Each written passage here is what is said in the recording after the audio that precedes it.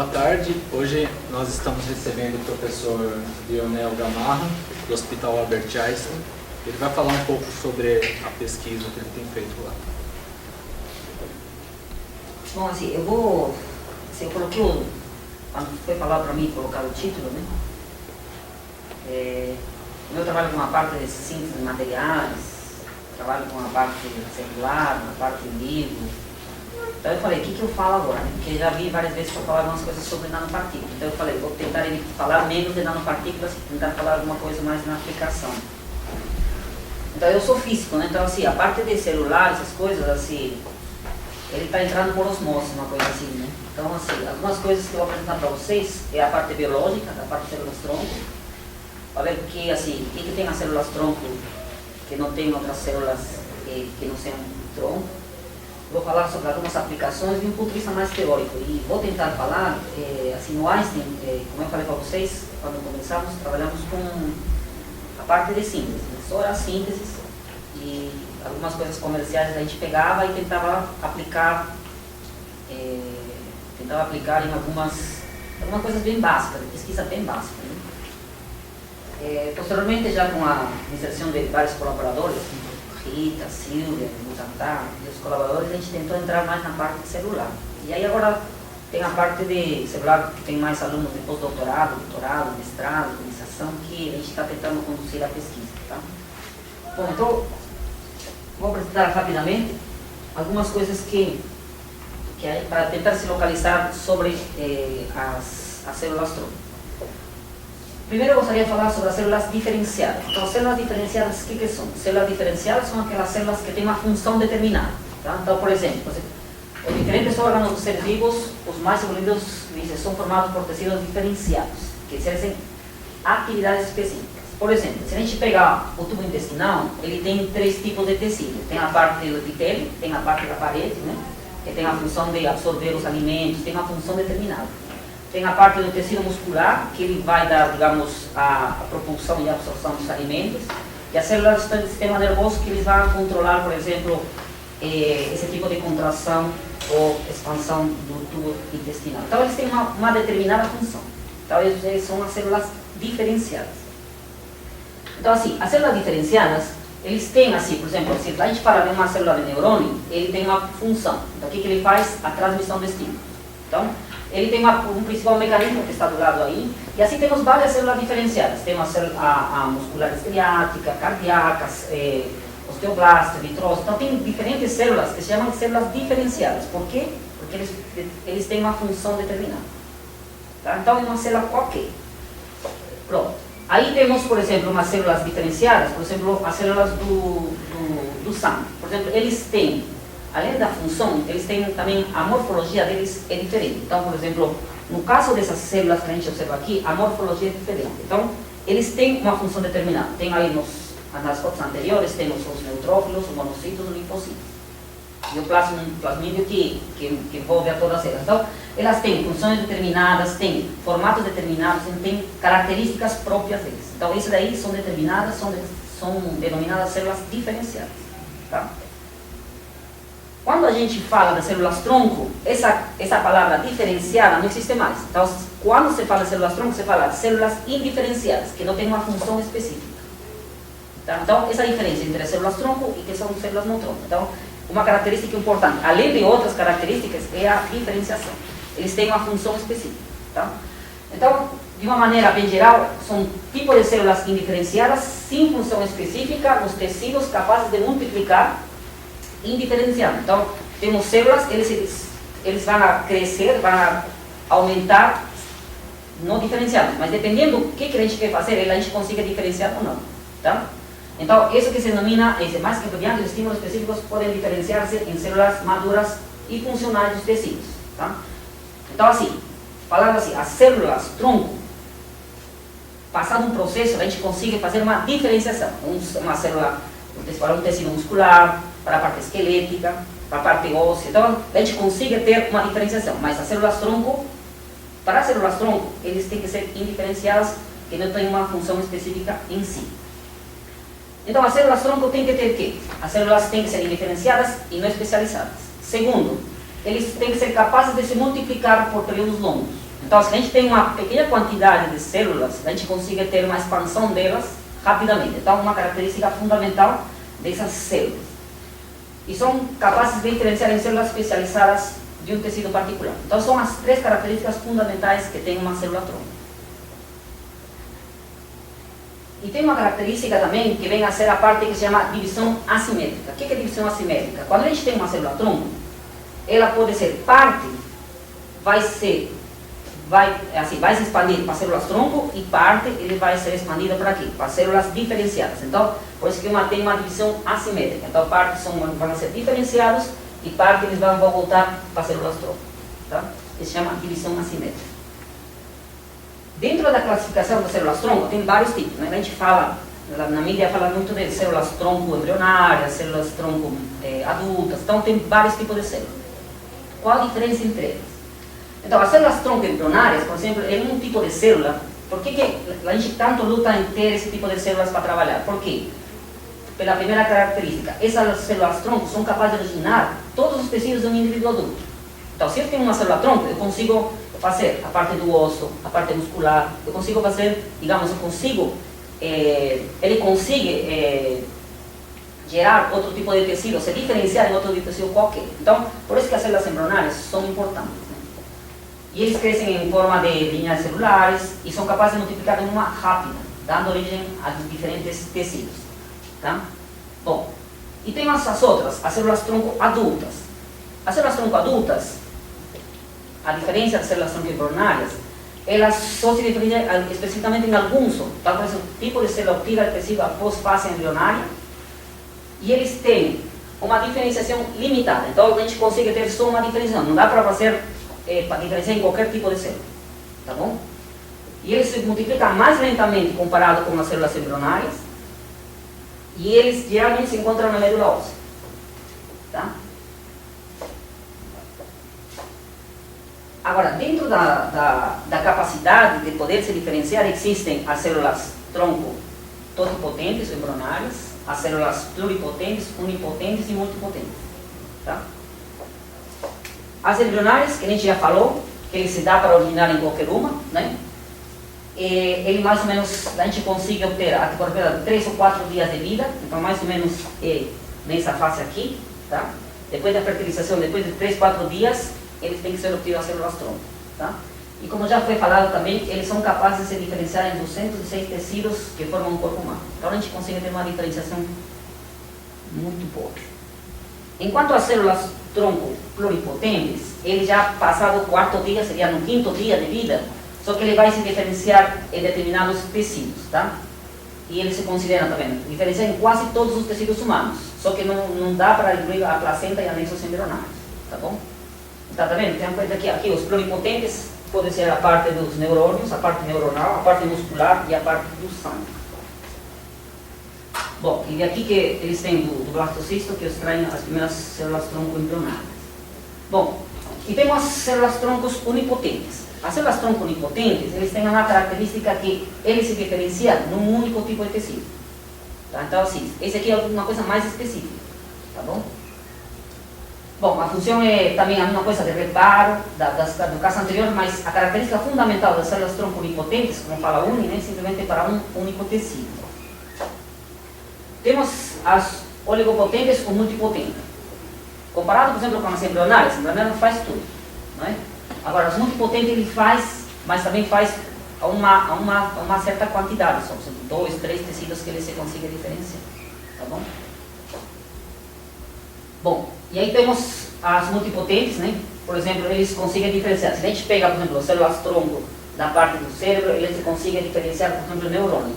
Se pega uma célula-tronco da parte, digamos, do tecido cardíaco, por exemplo, a gente pega a parte muscular. E assim sucessivamente. Então, a gente consegue obter, digamos, uma certa... Assim, então, tem as células-tronco de determinados lugares, eles geram um determinado de tecido. Tá? Bom, e onde que a gente encontra essas células? Onde que a gente encontra essas células? Então, tem diferentes lugares que a gente consegue encontrar. Então, agora, temos, por exemplo, os embriões recém-nascidos, né, ou recém-fecundados. Temos a parte das células que são germinativas. Tem a parte que a gente trabalha muito no hospital, com as células sanguínea da placenta ou do cordão umbilical. Na verdade, é da parede do cordão umbilical. Tá? Temos alguns tecidos adultos, né, como a medula óssea, que é muito usado em terapia, e células do tecido, por exemplo, adulto. Por exemplo, quando a gente pega, por exemplo, da cabeça, um determinado tecido, é possível ter células tronco de um determinado tecido, né, como a gente falamos dos pluripotentes. Bom, esse aqui vou falar rapidamente. Então, quais são os principais interesses das células tronco? De um ponto de vista básico, para afirmar a parte conceitual. Então, tem a biologia básica do desenvolvimento, tem outra parte de doenças humanas e modelos animais, que a gente faz no Einstein, está tentando fazer essa parte. A parte de cultura de lineares especializadas, tá? A gente tem a célula tronco, depois vai diferenciar numa célula determinada. E, que é interessante, a parte de teoria gênica também, né? Que eu vou falar um pouquinho mais para frente. Então, o objetivo fundamental das células tronco está na denominada medicina regenerativa. Então, tentar colocar num determinado local lesado e tentar ver se a gente consiga reparar o tecido naquela região, né? Então, esse é o principal e fundamental interesse de aplicação das células tronco. Agora, esse aqui eu acho que é bem interessante, né? Porque a gente fala células tronco e a mídia, por exemplo, quando lá no Einstein tem muito pessoal da imprensa que vai para ver a parte de células tronco, né? Então eles querem saber o seguinte, por exemplo, então assim, eles falam assim, como que essa parte de pesquisa de células tronco? Aí a gente fala assim, não, a gente está bem no começo, aí não tem nada estabelecido, né? Porque assim, na verdade, teoricamente tem muitas. Se você pega, nossa, você pega células tronco, tem 500.000 coisas, né? Agora, em pesquisa tem muitas também. Agora, esse aqui é o importante. Na prática, é muito pouco. É muito pouco. Então não tem nada quase enquanto a... Assim, tem casos isolados, que deu certo algumas vezes, por exemplo, já foi colocado em algumas crianças, deu tudo certo, só que depois caiu totalmente. Então, assim, por exemplo, os casos que foram colocados células tronco, é assim, se ele está, digamos, numa piora, né, enquanto à saúde, por exemplo, ou destruição do tecido, ele vem, coloca as células tronco, eles tentam se recuperar, só que a caída é brutal. Então, não é, digamos, uma coisa meio permanente, né? Aqueles estudos que foram pegos assim, que foram estudados, é que ele ajuda, ele recupera, só que também tem uma queda rápida. Então, não dá para falar assim, e é uma coisa assim, de um para outro, ele muda. Tá?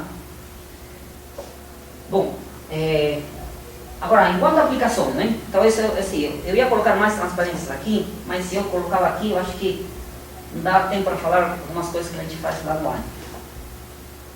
Aplicações são diversas, tá? Por exemplo, na parte de doenças do coração, é uma coisa que a gente usa, por exemplo, lá no Einstein eles colocam, por exemplo, no porquinho, colocam umas células tronco para ver se existe uma regeneração da parte do tecido cardíaco. Então, eles colocam e tem alguns resultados interessantes. Só que assim, teve um resultado, 2, 3 dias de um estado de estabilidade, o 4º dia morreu. Então assim, como é que eu falo assim, ele tem um resultado, mas eu acho que ainda falta apurar mais para poder manter essa estabilidade por um período mais longo. Tá bom?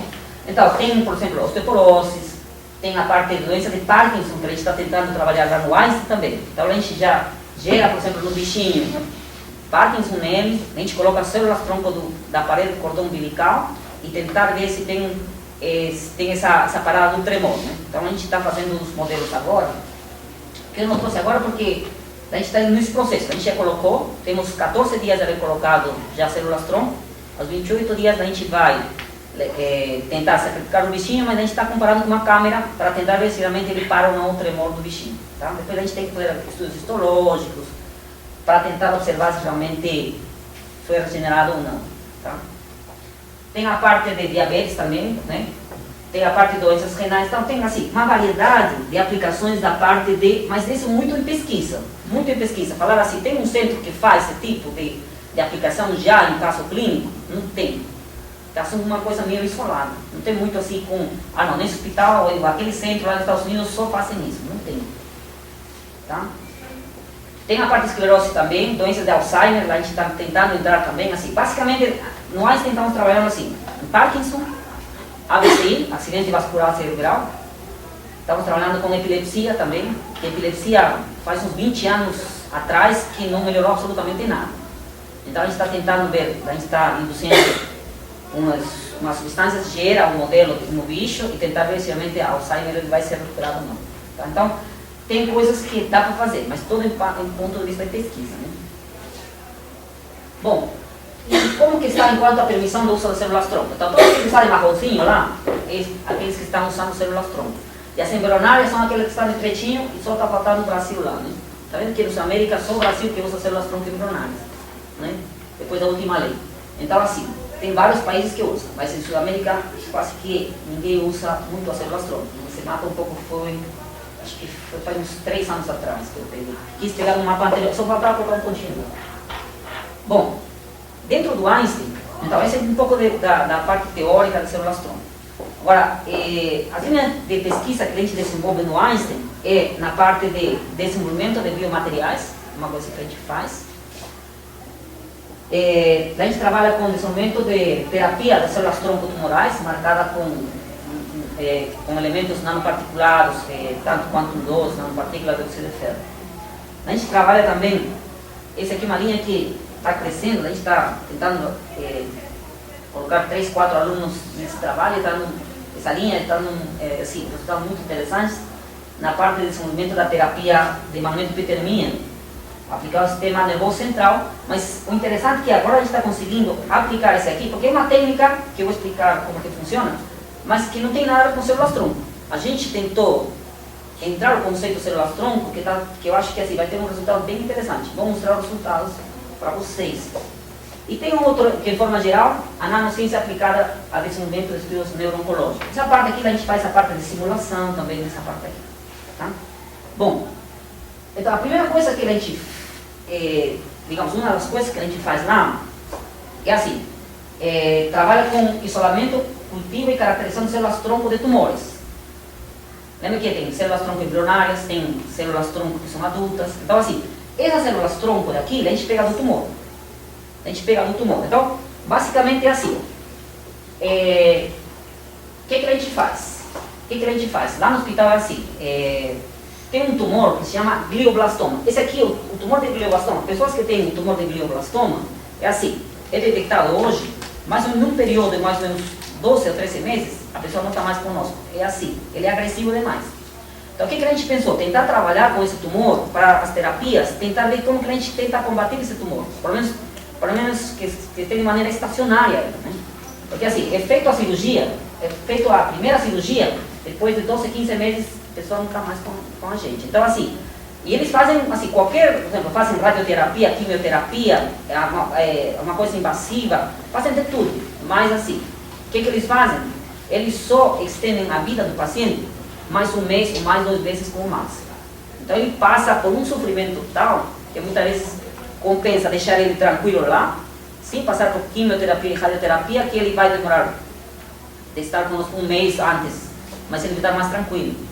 Né? Só que ele dá muita convulsão, a única coisa que dá convulsão, mas também tirando o tumor da cabeça, ele continua tendo convulsão. Então a única coisa que é feita até agora, nesse tipo de tumores, que é muito agressivo, então, esse aqui é um tumor, chama os gliomas. Os gliomas têm astrocitoma, oligodendroma, tem vários tipos de tumores que são letais no quadro do ser humano. Então, o que a gente fez? Vamos trabalhar com glioblastoma. Então, partindo de glioblastoma, o glioblastoma é um dos tumores que realmente ele é difícil abordagem terapêutica. Por quê? Até a cirurgia, por quê? Porque é um tumor que ele fica muito, ele vai infiltrar no tecido. Então, ele não é uma bolota que vai crescer desse jeito, que dá para raspar assim, pronto, já foi. Ele infiltra no tecido de uma maneira, como uma fumaça. Então, para tirar por cirurgia não dá. Só tira o miolo e o resto fica. Todos os tumores não são assim. Então, ele precisa ser uma terapia bem localizada, mas bem localizada para tirar também as raízes. Tá? Agora, ele tem um caráter infiltrativo. A massa tumoral, ele apresenta, esse aqui é interessante, células bem heterogêneas. Tem uma gama de células dentro do tumor. Portanto, tem uma resistência ao processo de radioquimioterapia. Agora, a gente pensou, se ele tem resistência, por que ele tem resistência? Porque lá tem células-tronco. O que a gente faz? O médico tira e ele volta a crescer. Por quê? Porque você tem células-tronco lá. Então, o que a gente fez? O trabalho esse daqui é tentar ver se ele tem células-tronco ou não. Tá? Então, por isso que assim, depois de ter esse problema, a gente pensou, a hipótese da célula-tronco tumoral é que uma fração de células eles têm essa propriedade de células-tronco, ou seja, autorrenovação, proliferação e diferenciação in vitro. Então, portanto, a ideia era tentar ver se a gente conseguia encontrar células-tronco nesses tumores. Tá? Bom, então, o que a gente conseguiu? Então, assim, o objetivo desse trabalho era, primeiramente, cultivar essas. A gente pega o tumor, pegar todas as células, depois o que a gente faz? Faz umas neuroesferas, não tem nada a ver com nanopartículas, faz uma neuroesfera, e nessa neuroesfera a gente tenta ver que tipo de células tem. É muito mais fácil estudar como neuroesfera, como uma célula isolada. Tá? Então, por isso que eu falo assim, esse trabalho tem a parte de purificação de células-tronco. Esse CD133, assim, na célula ele tem certas características, ele expressa algumas antígenos na superfície. Então, eu preciso reconhecer elas. Então, as células-tronco tumorais, eles têm na superfície uma coisa que se chama CD133+. Se eu consigo saber, identificar que ele tem 133+, ele tem a possibilidade de ser uma célula-tronco. Tá? Então, mas eu preciso fazer outro tipo de detecção de outras expressões que expressam essa célula para realmente saber se ela é ou não é. Tá? Mas já um dos indícios é que ele tem que ter esse CD133+. Tá? Então, assim, tem que ser caracterizado a parte de se realmente ele se diferencia ou não. Então, a gente pega a célula-tronco, daí a gente tem que diferenciar. Se a gente consegue diferenciar, porque também é uma célula-tronco, senão a gente não conseguiria.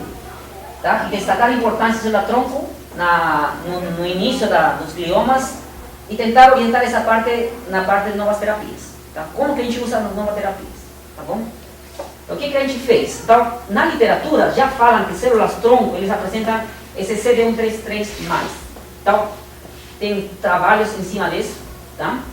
Então, o que foi feito? A primeira coisa que a gente fez é pegar o tumor e por um conjunto de enzimas que são colocadas, a gente consegue formar as neuroesferas. Então, esse aqui, digamos, deixa eu ver, aqui não tem, deixa eu ver se mais para frente tem. Não, um pouquinho. Bom, aqui, por exemplo, aqui estão as células não como neuroesferas, está como as células isoladas, entendeu? Então a ideia não é ter assim, a ideia é ter um grupo. Então o que acontece? Aqui temos esse daí. Então esse aqui que a literatura fala, esse aqui é o nosso trabalho. Então assim, o que a gente fez? Por um conjunto de enzimas, por um procedimento, a gente consegue formar as neuroesferas. Então esses aqui são as neuroesferas que a gente conseguiu ter. E depois por um processo de imunohistoquímica, que só marca se ele tem o CD133+, então a gente consegue marcar. E aqui está, eu acho que não dá para ver muito bem, mas essas de aqui são as que expressam o CD133+. Então o que a gente faz para saber se realmente, como que a gente separa? Então o que a gente faz? Coloca nanopartículas, aquelas que tem só de CD133+, então é uma nanopartícula que tem o antígeno para o CD133+. Então vai lá e gruda. Aí depois passa por uma coluna que é magnético, e aqueles que não tem passam, que se chama células depletadas, e as células que realmente grudou, ele vai ficar grudado no ímã. Então as nanopartículas que ficaram grudadas na célula vai ficar grudado também no ímã. Então tira, temos dois grupos de células. Umas células que possivelmente não sejam células-tronco e outras que são células-tronco. Então a gente conseguiu separar elas. Entendeu? Então essa é a primeira coisa que foi feito aqui.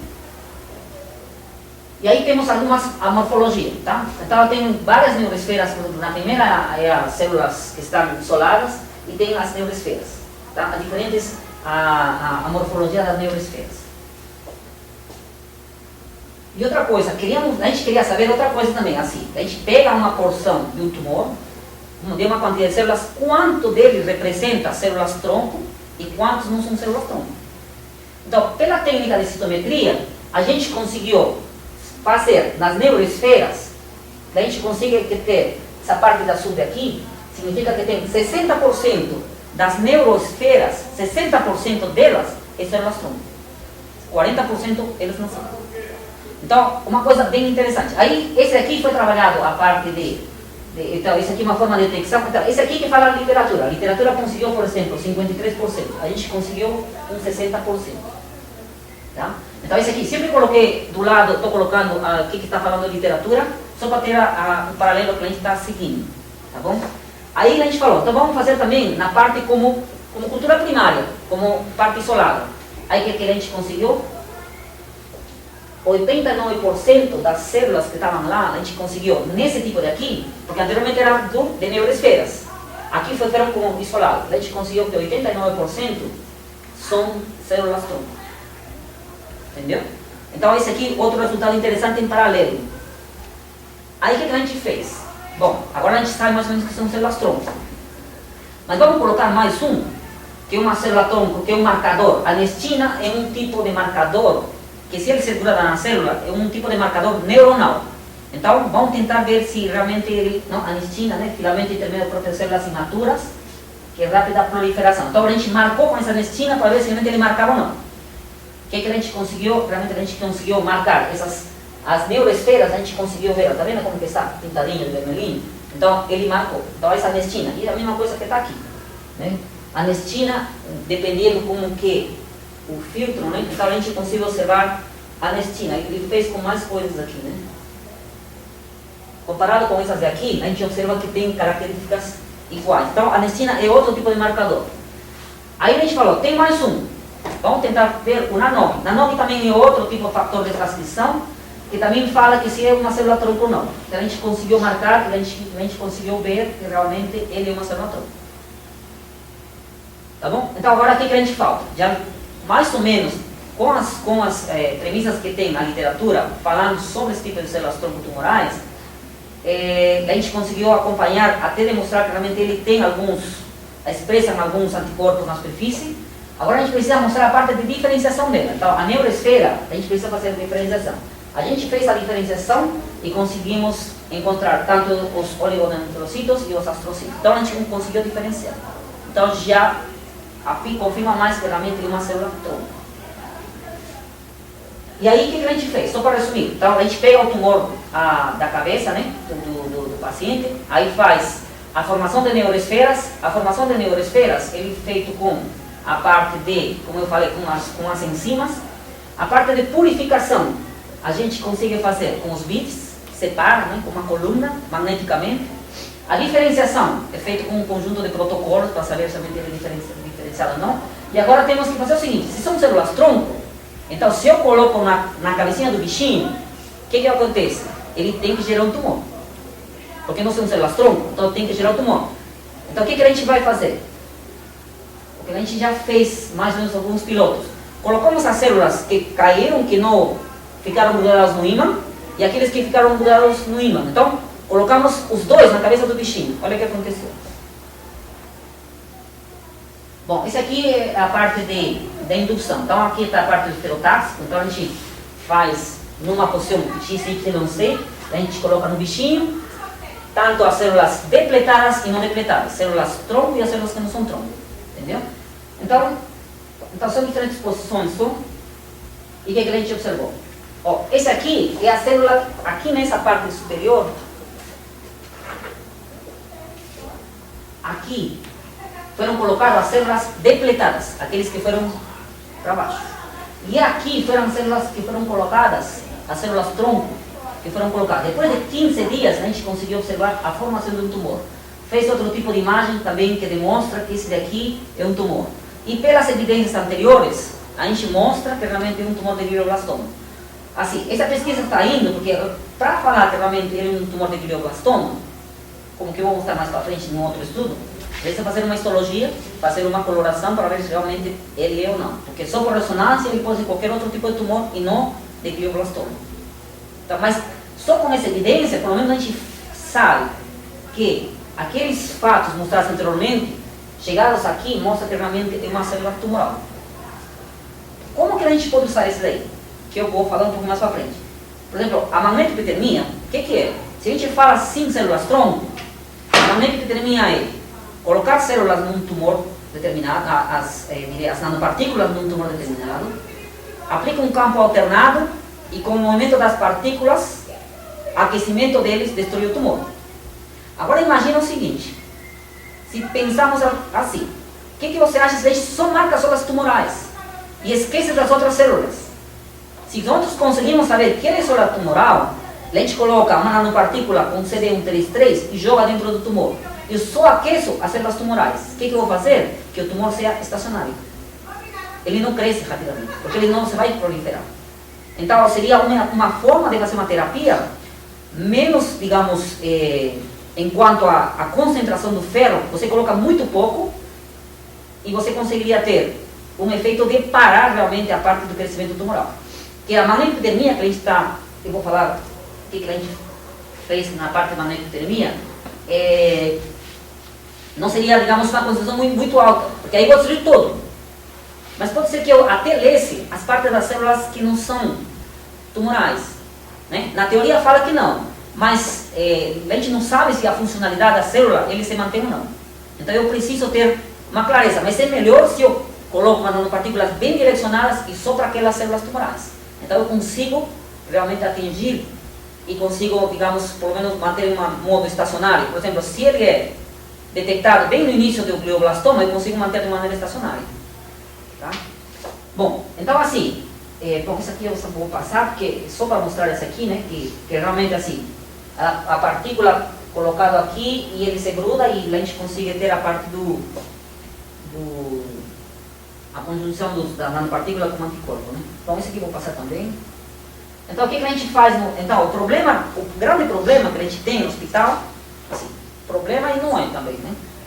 É a sorte e o problema. Porque a sorte que a gente está dentro de um hospital, que tem os cirurgiões, estamos indicando aqui, né?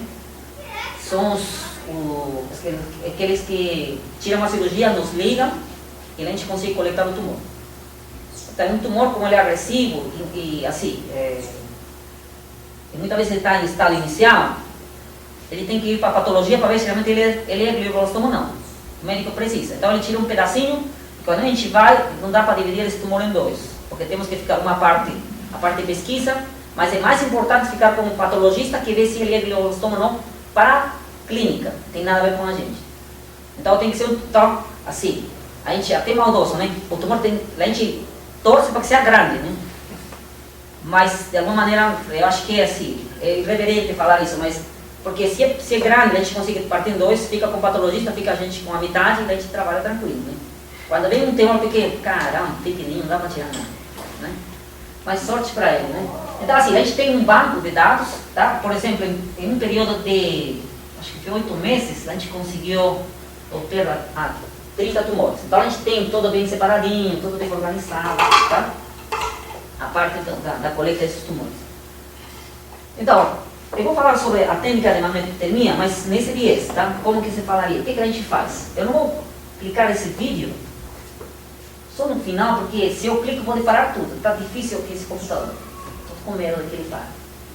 Então assim, o que é a técnica de magnetotermia? Eu acho que alguns já sabem, é simplesmente aplicar uma suspensão de nanopartículas de ferro, que chamam ferrofluido, no tumor, eles aquecem e simplesmente por esse aquecimento de mudar o campo alternado, positivo ou negativo, a partícula se mexe, né? Então a gente consegue ter essa agitação e aí consegue destruir. Chega a uma temperatura de 42 graus, ele destrui as células que são tumorais e as células que não são, eles não conseguem lesar nessa temperatura, né? Mas assim, eu acho que não tem muita certeza, na literatura eles falam, mas a gente queria ver claramente se a funcionalidade das células ainda está boa depois de você aquecer. Mas nesse caso, se a gente consegue destruir o tumor de glioblastoma a essa temperatura e lesar algumas, sabendo que o tumor é muito agressivo, eu acho que ainda compensa. Mas se é um tumor menos agressivo, eu acho que tem que ter cuidado, né? Porque sabendo que ele só vai ficar em vida com 12, o máximo 15, dependendo do tempo que foi diagnosticado, então realmente compensaria a técnica de magnetotermia. Bom, a ver, será que eu aperto ou não aperto? Deixa eu ver. Aí, vamos ver. Só vou mostrar rapidamente a técnica, como que ele é. Então assim, esse aqui é uma nanopartícula, a cor não é legal, ele está com som. Mas eu vou explicar, tá? Então assim, é a nanopartícula, aí temos a cobertura. Então, toda nanopartícula tem que ter uma cobertura determinada, que é fundamental, que tem que ser biocompatível, E aí o que a gente tem? Tem por um lado as nanopartículas e por um lado temos as células. Então, o que precisamos? Precisamos chegar nela, a nanopartícula. Então temos um conjunto de nanopartículas que estão imersas num fluido adequado, tá? Próprio do meio, pode ser, por exemplo, albumina, por exemplo, para entrar no meio. E o que vai ser feito? Vai ser colocado no tumor, diretamente no tumor. Mas pode ser feito também via sistêmica, né? A gente vai lá, injeta e vai lá. Só que se a gente coloca 10, pode ser que chegue 1. Então a ideia é que chegue lá. Então melhor é colocar diretamente, né? Aí o que acontece? Essas são as células tumorais e essas aqui são as células que não são tumorais. Então o que acontece? O ferro vai, teoricamente eu gostaria que seja desse jeito, mas eu acho que o ferro também invade um pouco as células que não são. Aí é colocado um campo magnético alternado. E o que acontece? Depois de aplicar o campo magnético alternado por um período de um processo terapêutico de 40, 50 minutos, ele vai ser destruído. Então, a gente vai tentar observar aqui, a terapia ainda continua, e aí começa a se movimentar. Começa a se movimentar, e aí o que vai acontecer com as células que já estão absorvidas com ferro, se destruem. Pronto, então, aí temos um tumor que ainda com um tecido que foi necrosado, foi lixado, né? Então a gente tem já, digamos, a terapia.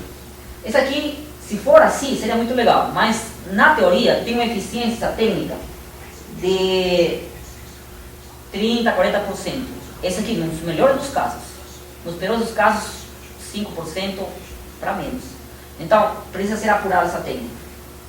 Bom, até bom que ele não travou. Qual a frequência que vocês colocam nesse campo? É assim, é uma boa pergunta. Depende muito das nanopartículas. Ele tem uma, assim, se você tem uma partícula muito grande, você tem uma frequência para essa partícula. Então, mais ou menos está na ordem dos kHz. Eu vou mostrar agora. 120 kHz, 115, deixa eu ver aqui. kHz. Não dá para ver bem, né? Então, agora eu respondo com o próximo slide. Então, o que a gente fez? A gente fez um trabalho para entrar na parte da magnetotermia. O que a gente fez? Tentou ver o que tem na literatura em cima de magnetotermia. Tá? Então, trabalhamos um grupo de pessoas aí, pouquinhos, né? E tentar ver o que tem mais em glioma. O que tem até agora na literatura de glioma. Então, a gente publicou esse ano, saiu esse aqui foi ano passado. E mostrar para quê? Para tentar ver que tipo de nanopartículas tem, quais as características dos equipamentos que eles estão trabalhando. Por exemplo, aqui tem mais ou menos por volta de 110, 118, 180. Então ele muda muito dependendo do tamanho da partícula. Porque a frequência com que ele oscila tem que ser a frequência com que ele vibra. Porque senão não dá certo. Tá? E uma coisa bem interessante aqui, a frequência do equipamento, ele é fixo. Ele é fixo. Tá? Então o que a gente fez além disso? A gente tentou ver, não dá para ver muita coisa, né? Está bem ruimzinho. Aí fizemos tanto, comparamos, por exemplo, quanto tempo tem que ser colocado, por exemplo, como que foi feito, por exemplo, a terapia, que tipo de nanopartículas tem, in vitro, por exemplo, que tipo de células eles usaram.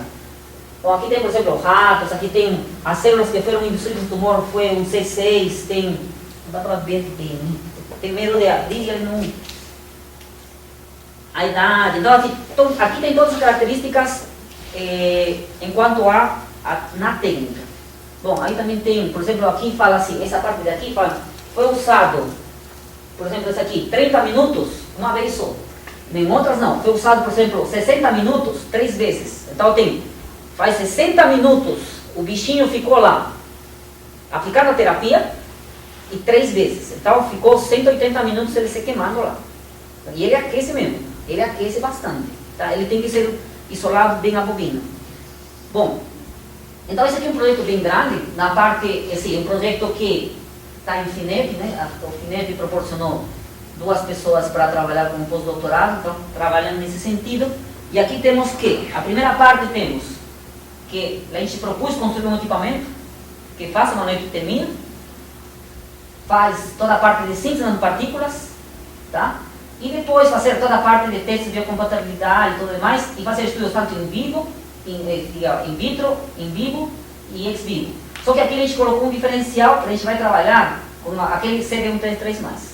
Então a gente vai colocar células tronco em cima dela para melhorar, ou, não sei, a gente espera melhorar enquanto eficiência da técnica. Então, o que a gente fez? Bom, aqui enquanto a síntese, a gente tem 4 tipos de síntese que a gente vai tentar usar. A gente usa algumas já, a gente já faz essas nanopartículas, estão sendo caracterizadas algumas. Enquanto modelo, tem um modelo, como a gente tem a revisão da literatura, a gente está fazendo essa parte do modelo C6, ainda não foi estabelecido. Esse modelo daqui ele é muito bem comportado, vamos ver agora. Então, o que a gente tem? A parte do desenvolvimento. Tá? Então, o que a gente fez? Vou mostrar um pouquinho mais para frente. O equipamento que já está, o protótipo já foi concluído. Conseguimos subir a temperatura, foi de temperatura ambiente mais 15 graus, coisa de 10 minutos, num protótipo simples. Porque a quantidade de corrente que ele dispara é muito alta. Então, ele precisa de um processo de refrigeração. Porque, o que acontece? A gente fez uma experiência primeira, que a gente fez a bobina a gente tem assim, né? Aí colocamos o ferro, aí ele aqueceu, foi para 40, foi assim, uma velocidade absurda, ele foi até 50, 60 graus. Falei, nossa senhora, esse papo aí é prêmio Nobel, né? Porque uma velocidade tão grande. O que acontece? Se a bobina ele não está isolada, quem aquece não é a nanopartícula, quem aquece a indução do calor da bobina. Ele aquece muito. Então o que você tem que fazer? Isolar a bobina totalmente. Para quê? Para que a única coisa que aqueça só tem que ser as nanopartículas e não o calor da bobina. Então ele tem que ser, por isso, muito refrigerado. Tem que ter um chiller adequado. Então o que a gente está pensando fazer? Então tem um menino só dedicado na parte de desenvolvimento do software. Ele vai fazer, uma vez detectado a ressonância, o que a gente vai fazer? Vai determinar a distribuição de temperatura por simulação. E ele vai falar para nós assim, eu coloco em 3 lugares diferentes, com uma distância diferente, qual a concentração para aquele volume do tumor que a gente tem. Tá? Ou a gente faz nessa configuração, ou essa, ou outra. Então, mais ou menos, a gente vai ter um pré. Claro que pode ser que tenha erros, né? Mas a gente vai estar acertando enquanto a poder determinar qual seria a concentração adequada, o local adequado. Tá bom? Então, aí o que a gente fez? Aí, fomos um diagrama, nós uns 6 meses tentando montar o equipamento. Aí, montamos a circuiteria toda a parte eletrônica, já foi concluída, do primeiro protótipo. Então foi construído tudo, até a sonda para medir o campo magnético. Então isso aqui, agora também está sendo patenteado, a parte de como medir o campo magnético, porque tem um equipamento que dá para medir o campo magnético. A gente construiu também. A parte de calibração, então a gente já fez o primeiro protótipo e deu tudo certo. Agora a gente precisa colocar isso aqui numa caixa mais bonita, porque a ideia é patentear e poder ver se existe a possibilidade. O Einstein assim, tudo quer vender, então, e se eles querem vender, eles podem vender. Eu não estou interessado porque, para mim, com certeza que antes de fazer isso, eles me fazem assinar um documento que o Einstein é o dono de tudo. Então, para mim não tem interesse isso aí. Bom, então toda essa parte daí são fotos bem antigas ainda, que agora já está sendo colocada de uma maneira mais decente. E essa parte de nanopartículas, que o interessante da técnica é o seguinte, que diferencial tem esse equipamento com outros equipamentos que tem? Que nós conseguimos mudar a frequência numa faixa razoável. Então, por exemplo, os equipamentos que são construídos têm uma frequência constante. A gente está tentando fazer com frequências variáveis. Por quê? Porque para essa partícula que está aqui, que é muito grande, precisa uma frequência diferente, para esse precisa outra e para esse precisa outra. Então, o que acontece? Se você não tem uma partícula boa, você não vai conseguir uma boa eficiência. Então, se ele fica muito distribuído, quando você aplica uma frequência determinada, você só pega esse daqui. E essas duas daqui só vai gerar toxicidade, vai gerar qualquer coisa. A ideia aqui que é fazer uma partícula bem estreita e só brincar na frequência dessa daí. Então, por isso que a gente tem diferentes tamanhos de partículas para poder testar. Bom, aí, bom, esse aqui, enquanto modelo. Então, assim, para essa técnica, a gente partiu um modelo do C6, né? Que são umas células que a gente consegue colocar e gerar o glioblastoma. Então, assim, esse modelo de glioblastoma, C6, que é próprio para glioblastoma. Então, a mesma coisa, a gente colocou, mediante o estereotáxico, a gente coloca numa posição XYZ, e a primeira coisa que foi muito interessante, a gente não fez ressonância, abrimos a cabecinha do bicho para ver o que acontecia. Aí a gente observou uma bolota aqui, ó. Aí a gente falou, eu acho que ele é glioblastoma. Agora vamos ver uma coisa mais interessante. Bom, esse aqui, o que a gente fez? Agora vamos fazer mais uma ressonância magnética num tomógrafo só para bicho. Tá? Então aqui a gente fez uma manipulação de Teslas, o bichinho está lá embaixo, a bobina é caseira, entre aspas, mas também é outra bobina que é construída no próprio laboratório, e com características especiais, tempo de repetição, tempo de eco, fogo, a fatia, a matriz, a gente consegue obter as imagens. E olha que legal. Olha aqui, controle não tem tumor nenhum, aqui muito mais notório. Passado 14 dias, tem um tumorzinho aqui, passado 21 dias, tem aqui o tumor, tá? São várias fatias. Olha, passado 28 dias, como que é o tumor? Não tem nada como duvidar com respeito a outra foto.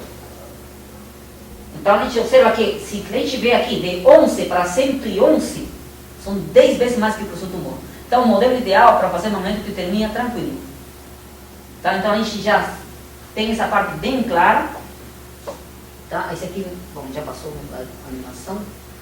E aí, assim, como o caso anterior das células das neuroesferas, precisa fazer a parte de histologia para realmente determinar se ele é ou não é glioblastoma. Essa célula C6, que é... C6. Ela tem marcador, CDs 1, Não 3, tem. 3? A gente não fez a marcação.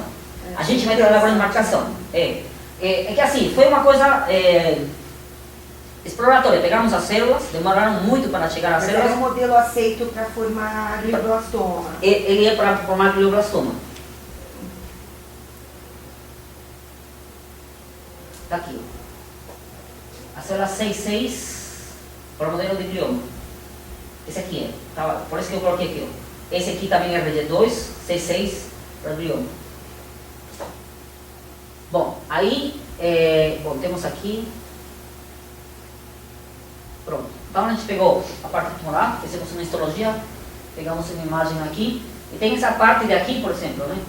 Que é essa parte de hipóxia, né? Hipóxia, né? Hipóxia, né? Então aqui tem a vascularização de aqui, ele tem uma trombose nessa parte daqui, e as células tentam migrar para onde tem vasos, tá? Então essa parte aqui fica mais concentrada de células, tá? Característica própria de um glioma, de um glioblastoma, tá? E aqui uma fronteira entre a célula, pegamos um pedacinho daqui, para colocar um quadrinho, essa daqui são as células, a parte do glioblastoma, e essa parte daqui, a parte sadia. E esse aqui ele fica mais, digamos, um pouquinho mais concentrado, porque a proliferação dele é muito grande, então por isso tem essa característica. Bom, então o que é a ideia? Assim, como foi um piloto que a gente montou, que deu certo, também a gente está publicando já, porque foi bem interessante os resultados, a gente está trabalhando com os seguintes parâmetros.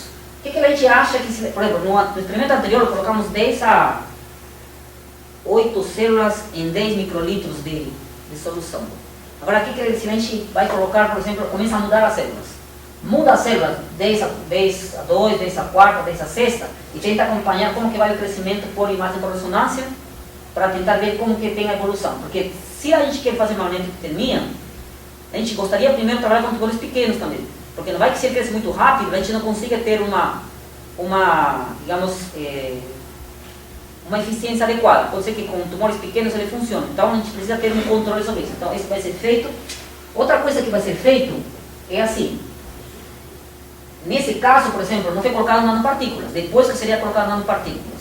Então o que a gente está pensando agora? Por que a gente não marca as células antes de colocar dentro e tentar mapear o que está acontecendo lá dentro com essa célula? Tem que mapear por ressonância, que é o ideal. Ressonância e ferro, eles conversam muito bem. Então depois a gente faz a indução e faz a quantificação do ferro, como que está o ferro lá dentro, tanto por ressonância, e faz a avaliação do crescimento tumoral por ressonância, e faz depois uma análise histopatológica para ver como que ele está. Tá? Então, porque assim, manipulação dá para fazer por 3 meios. Você coloca no local. Outro você faz via sistêmica, coloca o ferro. E o terceiro é grudar na célula e jogar lá dentro. Pega um conjunto de células e joga lá dentro. Mas assim, eu acho que mais efetivo, eu falaria colocar no local. Tá? Mas assim, a ideia é terminar aí? Não. Porque a ideia é fazer assim. A gente está pensando ter uma partícula que tem tripla funcionalidade. Tem uma partícula que tem grudado na superfície, um tecnésio 99, por exemplo, ou um samário. Para quê? Para fazer uma técnica nuclear também. Então faz uma terapia, tanto na parte de quimioterapia, na radioterapia, e a gente faz também por mas não hipertermia. Tá? E se for uma coisa meio superficial, a gente consegue fazer fototerapia também. Então a gente tem uma partícula que tem tripla funcionalidade para tentar ter uma eficiência maior na destruição do tumor. Bom, aí tem, esse aqui bom, aí já acabou essa primeira parte. Ó, acho que já passei bastante, né? Deixa eu tirar aqui. Opa. Bom, então assim, uma das coisas que é interessante para a parte de pesquisa, aqueles que estão fazendo um pouco de pesquisa, e aqui a Rita sabe que trabalhar com nanopartículas em suspensão, com células, e ainda mais em tecido, não é coisa fácil, né? Tem que lidar com umas coisas que você demora para fazer a cultura uma semana inteira, faz, capricha, chega lá e não viu nada. A nanopartícula não entrou, ou fez 500 mil coisas e você não estava esperando aquilo. Então o que a gente fez? A gente está trabalhando com células tronco, então a gente queria marcar com nanopartículas, para diferentes fins. Então o que a gente, para qualquer tipo de terapia que são aplicadas a marcação, ele precisa seguir um procedimento. Primeiro você precisa colocar as células, depois marcar elas, depois você coloca tanto em vivo ou in vitro, mesmo você analisa. A gente pegou 3 tipos de nanopartículas que são próprios, a literatura fala, que são usados para células tronco, são quitosana, dextrana e PVA, polvinil. São aquelas que são mais usadas. A gente fez uma revisão de literatura em cima disso. Então temos aqui os 3 e temos o equipamento de potencial Z, o equipamento de espalhamento de luz dinâmica, que dá a distribuição do tamanho. Tá? Então aí deu para ver o tamanho deles em suspensão. Olha como que a gente faz quando a gente coloca em meio de cultura. A gente pegou 15 diferentes condições de meio de cultura. A gente colocou albumina. Porque assim, só para explicar, não é? Porque sei que assim, quando a gente faz marcação, a célula está no meio de cultura, não é? Aí o que a gente faz? A nanopartícula, a gente não pode colocar em água, né? Ele tem que estar no meio de cultura para colocar em cima da célula. Só que ele tem que estar em condições adequadas para colocar na célula. E também, se a gente coloca um meio adequado para ele estar viva, é legal. Se a gente coloca água em cima da célula, o que vai acontecer? Ele vai morrer, porque ele não vive de água. Então a gente tem que ter meio adequado para isso. Tá? Então por isso que a gente usa diferentes meios. A gente usou albumina, que é uma substância que mais ou menos simula como que seria no plasma, por exemplo. A gente, no fluxo sanguíneo, então vamos usar albumina. Vamos ver se a célula sobrevive a isso, porque não tem nenhum nutriente, não é? Não tem, não fica. Não tem nada, né? Agora, RPMI é outro meio, que tem diferentes, enquanto proteínas, tem características particulares para a célula manter viva, tá? Então tem alfa-men, acho que aqui com M, né? Fica. É com M, né? Tá. Então o espanhol é N, a gente já colocou já. D-men high, D-men low. A literatura é interessante, porque eu tinha uma aluna minha que ela começou a trabalhar e começou a trabalhar com D-men. D-men, célula tronco, porque a literatura fala, pegou 3, 4 peitos e falou, com D-men dá certo. O que aconteceu? Não entrava nada. Vamos ver por quê. Se vocês observam, pegamos, por isso que eu falei, tira a foto antes de, porque aí acredita, né? Observem na parte superior, como que foi colocado, no tempo zero, foi colocado, olha como que foi o ferro para baixo. Na hora ele caiu. Com quitosana, nesse meio, nesse, ele caiu. Com PVA, com Indextran, eles não ofereceram muito esse tipo de característica. Por exemplo, a minha aluna trabalhava com esse daqui, com esses 3. Olha que quando eu trabalhava com essa daqui, tá? Depois a gente observa mais claramente. Então a gente observa, olha como que está. Rapidamente a quitosana, olha como se bagunçou. Dextran e PVA, eles se mantiveram. Então com o Dextran, o RPMI se mantém, né? Pelo que a gente... Se mantém. Agora olha em 5 horas, como que está embaixo. Olha como tem em 5 horas, em 5 dias, desculpe. Olha em 5 dias. Quase tudo precipitou. Então é assim. Agora a pergunta é a seguinte. Será que ainda as células do jeito que está, se eu coloco, será que eles vão internalizar ou não? Será que, por exemplo, se vocês veem, albumina, são as 3 primeiras. Albumina, as 3 primeiras, ele não precipitou nada. Aí o que a gente fez? Colocou as nanopartículas na albumina. O que a gente observou? Olha só. Aí fez um monte de gráficos. Esse aqui demorou muito, porque cada medida demora, só que são 15 amostras. Desses 3 são 45. 45, e tem que ser feitos logo. 45 amostras, 45, cada medida é 4 minutos. E tem que ser feito cada hora em hora, não dá. Então tem que ser mínimo cada 3 horas em 3 horas. Para conseguir os primeiros pontos, a gente teve que dar assim, foi 24 horas assim. 24, 48 horas foi seguido as medidas para ter uma ideia clara. Olha interessante aqui, ó. Mais ou menos aqui, ele se mantém. Até 30 horas é legal, porque geralmente as nanopartículas colocamos overnight. Ninguém coloca 5 dias porque não é razoável. Eu fiz 5 dias só para ver o que acontecia. Tá? Como eu não fiz as medidas, fui solto, então eu posso fazer até 10 dias também. Então assim, olha, observem aqui. Ele estava por aqui, precipitou, caiu. Olha aqui, precipitou. Tá vendo? Então aqui tem algumas coisas interessantes. Mas eu acho que não dá para ver bem aqui. Olha aqui, a albumina se comporta bem. Eu falei, então a albumina é aquele que vai resultar. O que precisa ser feito? Ah, mas esse aqui é uma fase. Esse aqui está falando que as nanopartículas precipitaram ou não. Mas precisa fazer o quê? Agora colocar contato com a célula, se esse resultado se reproduz ou não. Porque aquele que precipitou, cresceu, aglomerou, então não vai entrar. Será que acontece? Olha que legal. Bom, essa tem uma outra. Olha aqui. Com a albumina. Ó, o que aconteceu? Descolou tudo. O que aconteceu? Morreu todo. Porque a albumina não tem nutriente nenhum. Então o que aconteceu? Descolou tudo. Então aquela teoria que está falando que ele não precipitou, claro que não precipitou, porque as condições da albumina não tem nada para ele interagir, não tem nenhuma molécula, não tem nada para interagir. Então, simplesmente o que aconteceu? Primeiro que não alimentou, né? Então não deu suporte para ele, as células morreram. Então descolou tudo. Tá? Então assim, aquilo que falou está certo, ele é estável, mas não dá nutriente suficiente à célula para manter viva. Então não é legal. Não é legal, a albumina não é legal. Foi conversar com o pessoal lá de biologia lá do AIDS e falou, faz com albumina, porque eu nem ia fazer com albumina. Ele falou, faz que vai dar certo. Aí eu mostrei, fiquei contente só para mostrar ele. PBS você não chegou a ver não, né? Não, porque era muita amostra. É. Só que eu peguei como eu peguei referências, artigos, PBS não tinha muito com células tronco. Ah, sim. Então por isso que eu não sei. Olha aqui, com RPMI. Olha como que faz. Olha o aglomerado. Olha que legal. A gente observa aqui e fala assim, será que internalizou? Isso todo foi grudado em cima da célula. Não tem nada aqui. Olha aqui com 5%. Grudou pouco. Olha aqui. Está chapado. E células tronco é difícil de marcar. Eu vou mostrar algumas fotos da literatura, vou ver como que eles marcam. E esse aqui, tem assim, as células tronco, como não são células fagocíticas, que eles comem ferro, o que acontece? Tem que ser colocado um agente de transfector que ele permita a entrada. Isso aqui não fala nem isso. Eu vou mostrar uma foto que foi colocado até a gente, o PLL, para tentar entrar. Comparado com isso, não chega nem aos pés. Realmente esse aqui foi uma coisa muito legal, muito bacana assim. Foi uma brincadeira, mas foi muito legal. Olha aqui.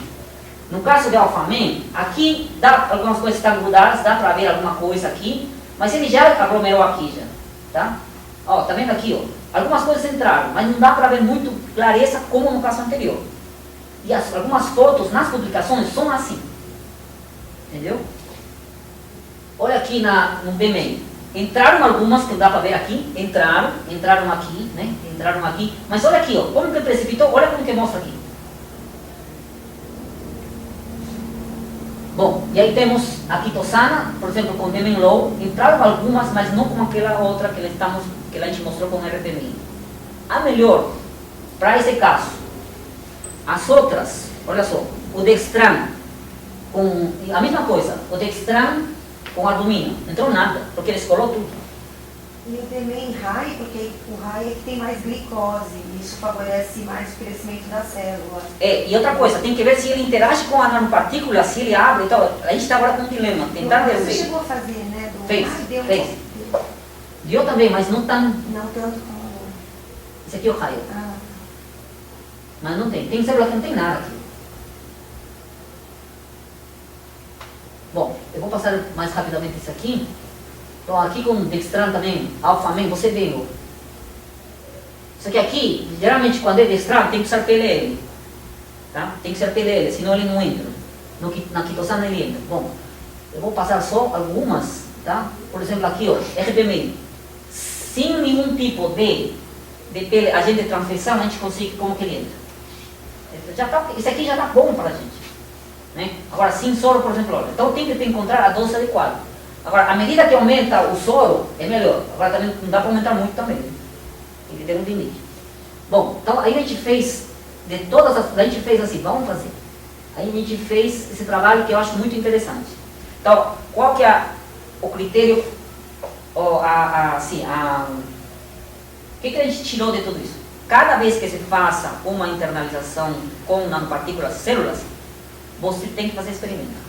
Não importa. Esse aqui é só para aquelas células, só para aquelas nanopartículas. Mas se você quer trabalhar com outra, faz tudo isso antes para você garantir o resultado. Senão, você está mais ou menos, pode ser que sua partícula está boa, só um único detalhe, o meio que está ruim. Tá? Bom, esse aqui eu vou passar bem rápido. Esse é um outro estudo de marcação das células tronco, mas para tentar ver o modelo de isquemia cerebral focal. Então, o que a gente faz? Ele é coletado o cordão, a gente fabrica as nanopartículas que vai ser marcado, né? As nanopartículas, a gente faz estudo de teste de toxicidade e aí a gente aplica no modelo da VCI para ver se existe uma regeneração na parte da VCI, tá bom? Então, assim, esse aqui é o processo de que faz a coleta, né? Tira o cordãozinho, isso aqui já são, esse aqui não é no foto nosso, porque não dá para tirar essa foto, mas as outras são que o laboratório faz para obter as células tronco, tá? Cultura primária. Bom, esse aqui é, quando falam que confluente não, tem que ver se realmente está confluente ou não, as células estão bonitinhas. Esse aqui é para saber, faz uma caracterização imunofenotípica para saber se eles expressam ou não alguns tipos de marcadores nas células. Tá? Esse aqui para ver a diferenciação, né? Tem que conseguir a diferenciação. Então a gente aqui tem uma diferenciação que esse aqui é em adipócitos, osteoblastos, tá? A gente consegue ter essa diferenciação, tá? Aí nanopartículas que são outras feitas para isso. Olha aqui, esse aqui é feito com, esse aqui é quitosano da literatura. Esse aqui é a literatura. Esse aqui deixa eu ver aqui. Ó, tá vendo as primeiras nossas? Olha como que está. Esse aqui são aquelas que a gente fez com outro meio, né? O meio de meio. Olha como que ficou aqui. Não dá para ver nada aqui. Esse aqui realmente a gente estava pensando que tinha internalizado, né? Mas eu acho que não era. Ele tinha grudado. Então os primeiros resultados nossos foram esses. Olha agora. Esses são resultados prévios ainda ao anterior. Olha como que está com PLL aqui, ó. O PLL é o C. Olha que está com PLL. Comparado com nossos, é muito mais, ele internalizou mais que comparado com isso. E sim PLL. Imagina se a gente coloca PLL, ele vai entrar mais. Mas não é bom também entrar tanto porque pode complicar a célula. Então a ideia não é entupir de ferro nele e ficar felizes. Pode ser que ele está gerando algum tipo de problema. Bom, e aí a gente faz a parte dos testes, né? A gente está padronizando alguns testes para ver se tem a membrana, está a integridade da membrana, tem a parte se ele está viável, se tem algum tipo de toxicidade, de não toxicidade, né? Então tem vários testes que a gente está padronizando agora. Bom, esse aqui foi feito, esse aqui é um trabalho que foi feito também, um trabalho que foi publicado, foi trabalhado com porco aqui, tá? Então foi trabalhado com células tronco, foi marcado com quantum dots e foi colocado no porco para ver se existe a regeneração do tecido cardíaco. Bom, esse aqui não é. Bom, esse aqui é os integrantes, um grupo pequeno, né? Então, tem, como eu falei, tem biomédicos, biólogos, físicos, mecatrônicos, pessoal da enfermagem, aqui vale por 5. Tem farmacêuticos, e aí eu aí pendurado. E, bom, e tem um grupo de pessoas que estão trabalhando com a gente, né? Tem aqui a Rita, que está presente aqui, que a gente, assim, a gente começou na luta junto com a Silvia, com tudo isso, né? Bom, isso aí. Desculpem aí se eu falei alguma coisa errada. Pronto, obrigado.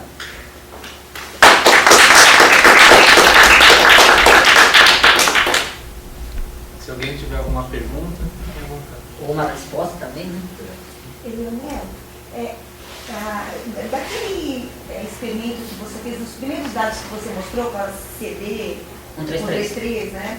E você mostra a diferenciação, você disse que no tumor, naquele glioblastoma, deve ter mais ou menos 60% ou 80% de células que vocês viram Isso. com esse marcador, né? Isso. E aí você viu que ela se diferencia em 2 linhagens, pelo menos, mostrando Pelo que elas menos, têm porque esse potencial. isso, que a gente conseguiu foi em 2. A porcentagem de diferenciação...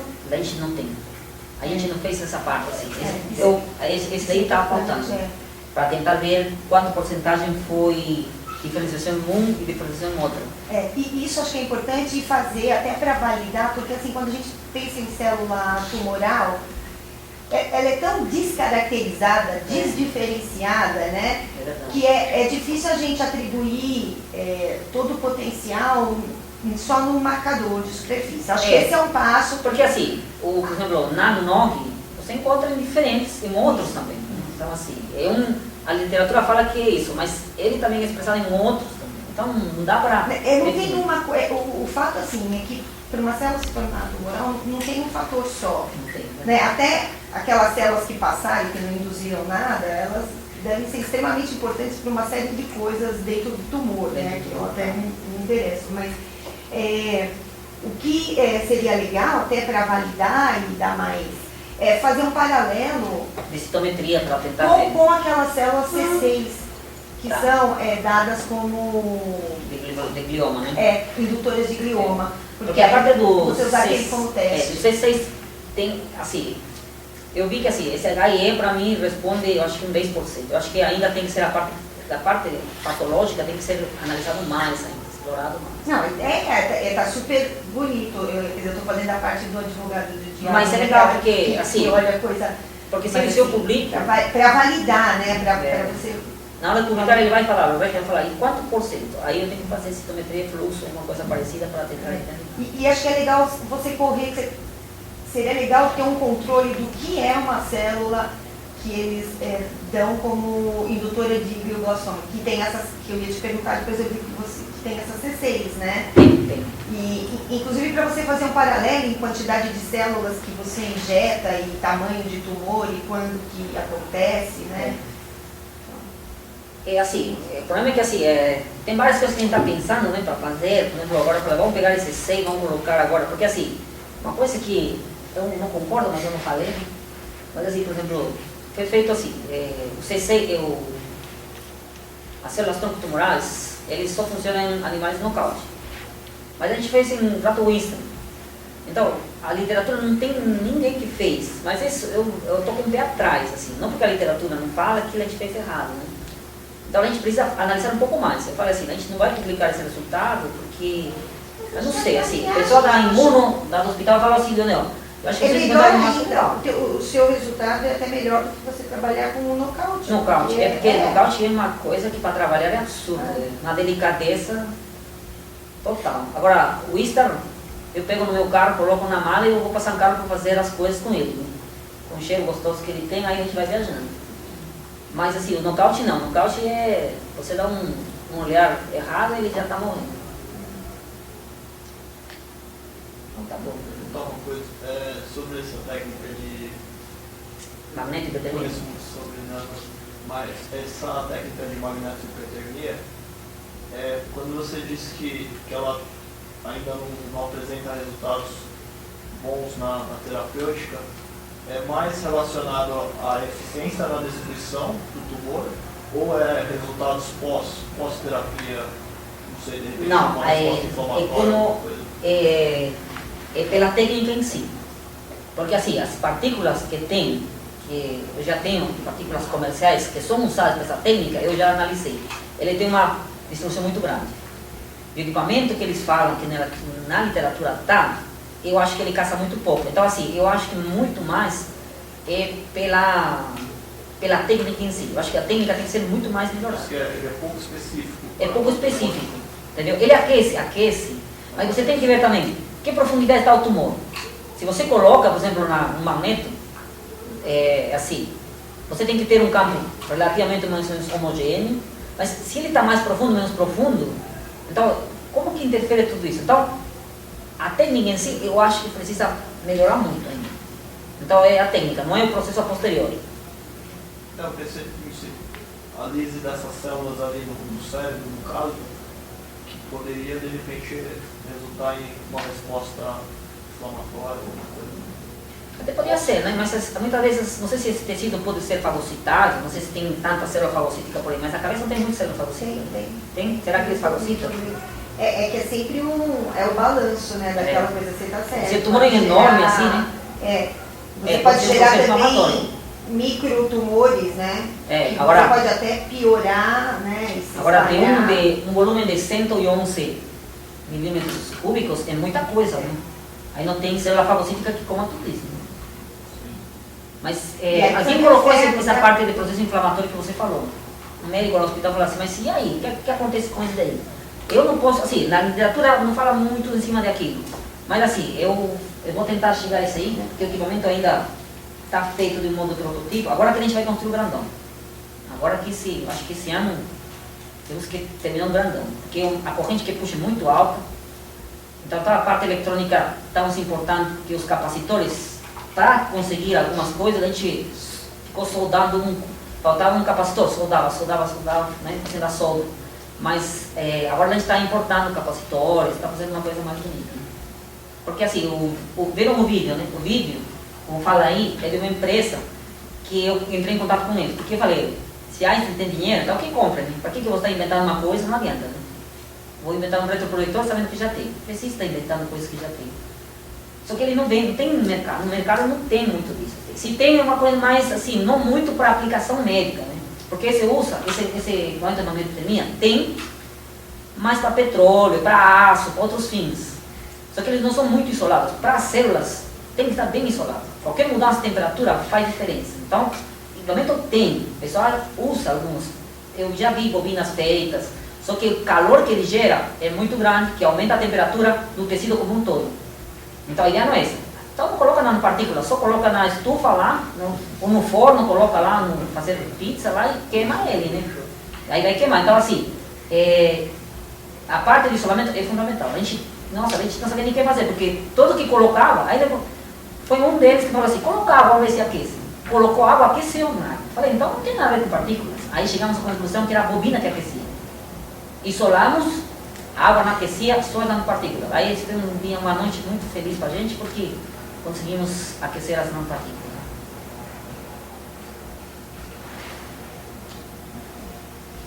Bom, obrigado pela atenção de vocês aí.